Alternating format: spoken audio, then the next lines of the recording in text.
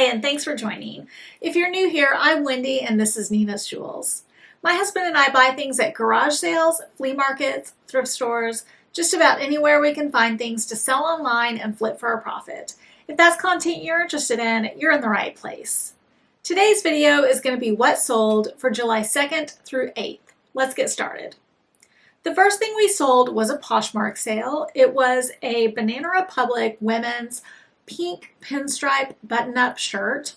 That sold for $14 plus shipping.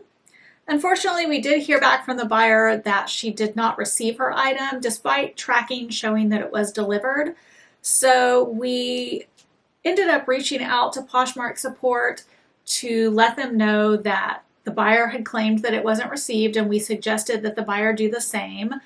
And we ended up sending them kind of our standard message that says, like, in the meantime, I'm sorry that you didn't receive your item. Here are some things that you can do to try to locate your package.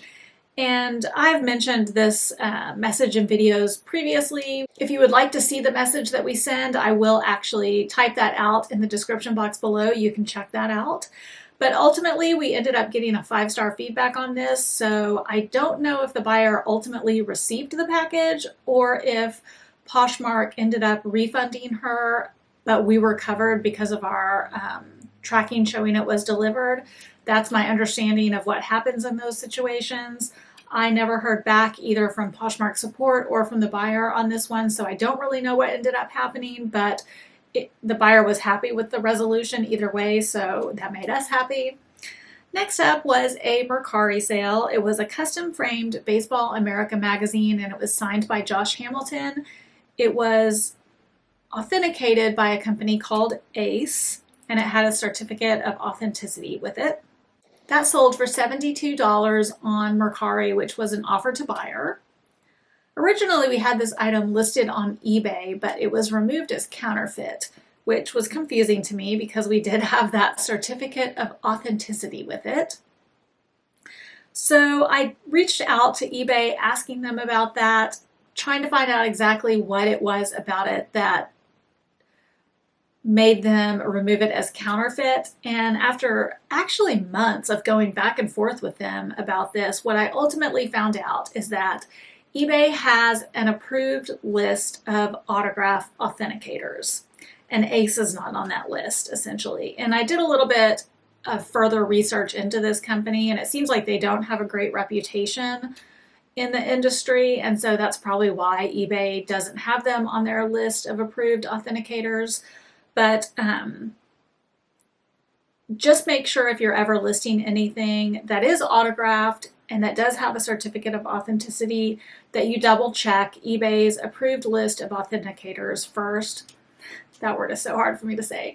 eBay's approved list of authenticators first, and I will show that over here and I will link it down below, and make sure that they are on that list before you list, because otherwise your item will be removed as counterfeit, which I find to be like kind of misleading. I mean, counterfeit's kind of a harsh word, and I feel like I would not have had to jump through all these hoops and go to all this trouble if they had just let me know up front, hey, your item was removed because it was not authenticated by one of our approved authenticators. Like, that's all they would have had to have said, and then I would have known up front. But saying it was counterfeit was very confusing and misleading to me. So eBay, if you're watching this video or if you ever come across this video, that is something that you can improve upon with your seller communication, because I really had to go through a lot to figure out exactly what it was with that listing that was not kosher with the eBay system. Okay, moving on. All of the rest of our sales for this week were on eBay. The next one was a vintage 10-pack of Hallmark double fold holiday note cards. They were really cute vintage cards that had an angel cherub design on them. We found these in the Goodwill bins. They were brand new in the package. We paid just $1.03 for them, and they sold for our full asking price very quickly of $19.99. We got positive feedback on those.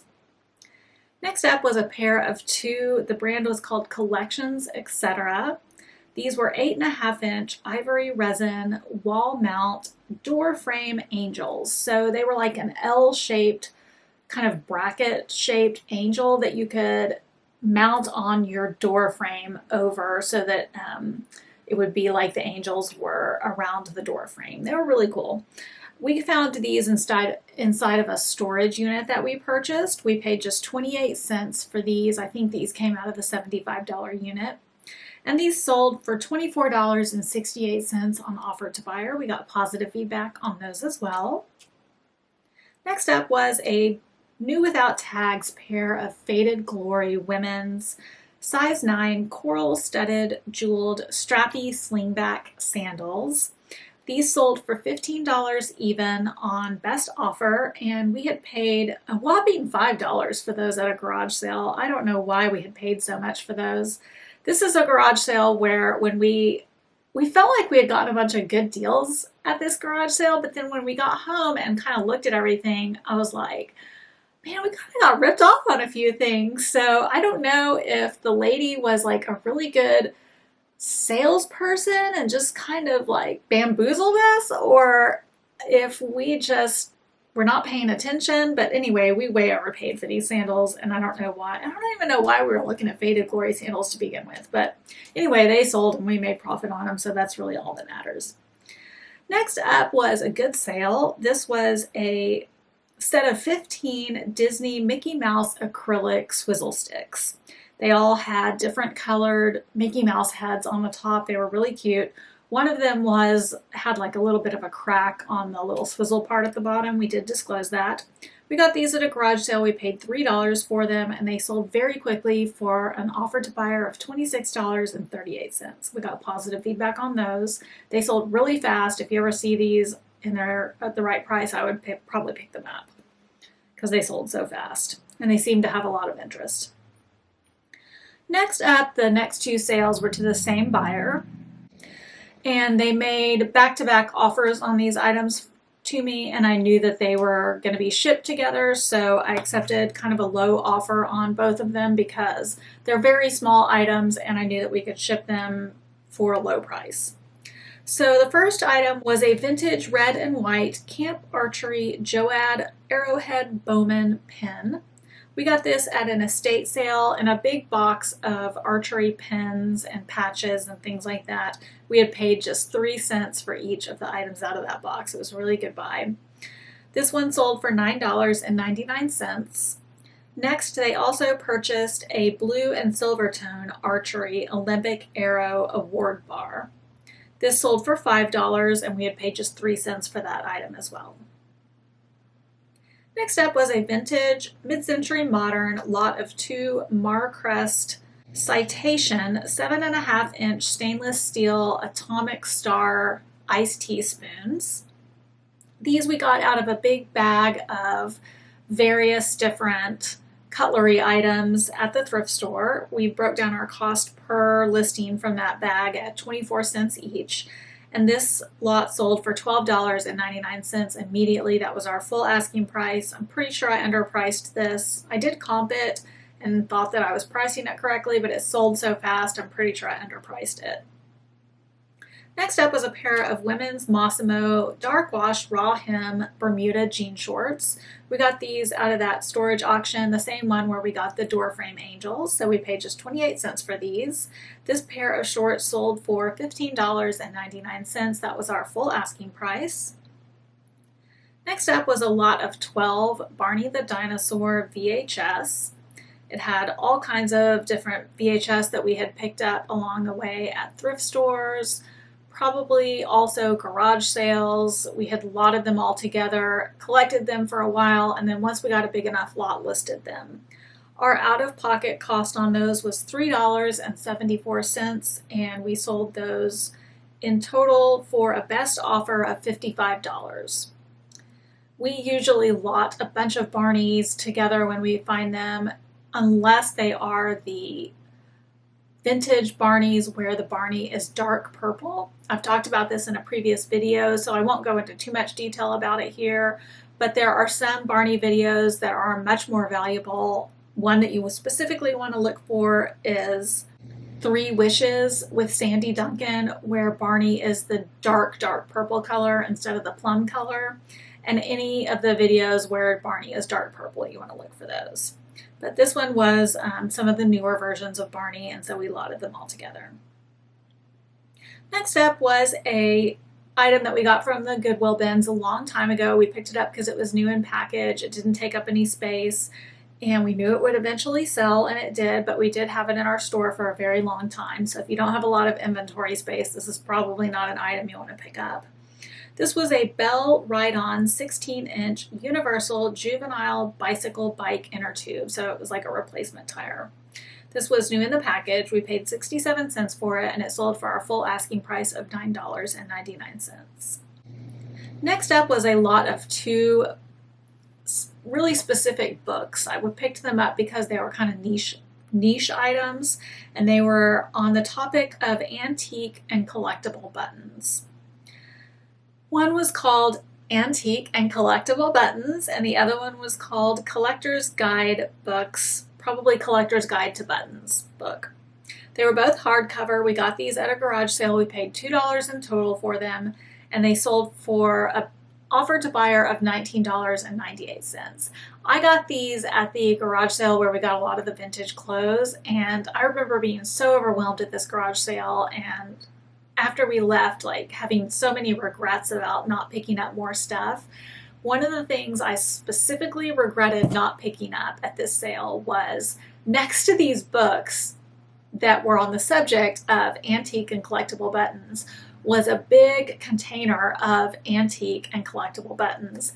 And I saw it and I just thought like, oh, I don't want to go through that. I don't know how much it is, but she was selling stuff for so inexpensive. I really should have picked that up because I know that there are individual buttons out there that can be worth so much money. I really should have picked up that bin of buttons. I probably could have gotten it for like less than $5, and who knows what would have been in there.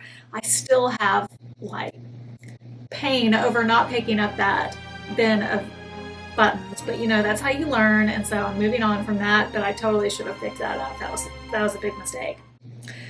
Okay, next up was another niche book that we found at an estate sale. This one was called That Old Time Religion by Kendra Ward Bence, and it was a songbook for the hammered dulcimer, which is, I believe it's a stringed instrument that you lay in your lap. So very specific item. We paid $5 for this at an estate sale, and it sold for $17 even on best offer. Next up was not a great purchase. This was also purchased at a different estate sale. It was a vintage miniature plastic Corningware cornflower blue doll coffee set made in Hong Kong. And it sold for $18.68 on offer to buyer. We had paid $8 for that. When we were at this estate sale, I remember my arms were really full. It was a very busy estate sale, and for some reason I was just struggling to comp this item, and I was like, oh, it's just got to be worth it. It's just got to be worth it. And it just totally wasn't worth it. So if you see this item, probably not worth picking up unless you can get it for dirt cheap. Next up was a Baby Jogger City Select car seat adapter for a Chico or Peg Perego stroller. It was new in the box. This was an aftermarket brand for kind of an expensive brand of stroller. Chico and Peg Perego strollers are high-end strollers. So we found this at a thrift store. It was $13.87, brand new, never used, and this sold immediately for $50 even. We got positive feedback on that. Next up is something that I found in that American Girl box that I got at that garage sale where I showed up late. But before we move on to that, I'd like to pause for a moment and ask you guys to subscribe to our channel if you're not subscribed already. It's the #1 thing that you can do to support us, and it doesn't cost you anything and helps us out so much. Also, make sure to hit that like button sometime during this video. That is also something that helps us out and lets YouTube know that this is content that they should push to other people. All right, so let's move on to that American Girl outfit. It was a 2003 Doll of Today lilac paisley dress, and it had a satin headband with it. We got this out of that box of American Girl doll items. I had paid $10 in total for that box. I have it on my spreadsheet for $2. I don't know how I had broken out my cost when I set everything up in the spreadsheet, but we got a killer deal on that. We made lots of money on it for sure. This item sold for our full asking price of $19.99. Next up was something we found in the bins. This was a Dell Black cordless keyboard and mouse receiver. We paid 94 cents for it, and it sold for $12 even on best offer. We got positive feedback on that. Next up was a mixed lot of 6 Thomas and Friends trains and vehicles. It had different vehicles from all different sets. There were some that were large, some that were small, some that were wooden, some that were die cast, so there were all different kinds.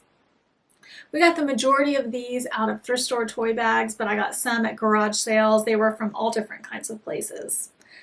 Our out-of-pocket cost for all of these was just 94 cents. Like, we had gotten these in big box lots and toy bags. We had very little cost with this. These sold for $20.68 on offer to buyer. It sold immediately. I probably had this underpriced, but like I have mentioned in previous videos, our sales have been kind of low, so I lotted all of these together from existing listings that we had, just kind of trying to grease the wheels of eBay a little bit and, you know, trying to get some sales moving. And obviously this one worked. It sold immediately and we made good profit on it. We are happy with it. Next up was a brand new sealed DVD of How the West Was Won, the complete second season. This was from a thrift store. We had paid $2.70 and this sold for $37.99. Next up was a Doncaster women's size 18 two-piece gray pantsuit. We found this at a church rummage sale. It was fill a bag. I think the bags, it was like fill a grocery bag for $2. So our cost on this item ended up being 42 cents when we did the math. This sold immediately for $35, and we would have never picked this up, but for a friend of mine named Judy, who also has a YouTube channel. I'll link her channel above and below. It's called Judy KC Thrifting Style. And she had mentioned, I think on one of her videos, and also maybe just to me when we were visiting, that she did really well with women's business suits. And so I was like, oh, that is a category I've never delved into. So when we saw this business suit, this is not a brand we're familiar with. I was like, let's pick this up because we knew we were getting stuff for a really good price. And I was really shocked at how quickly it flew off the shelf. Doncaster is not a brand I'm familiar with, so maybe the brand had something to do with it. If you know anything about this brand, Doncaster, let us know in the comments below. Or if you sell women's suits on a regular basis, let us know how you do with those in the comments below. But that was a really good tip from Judy.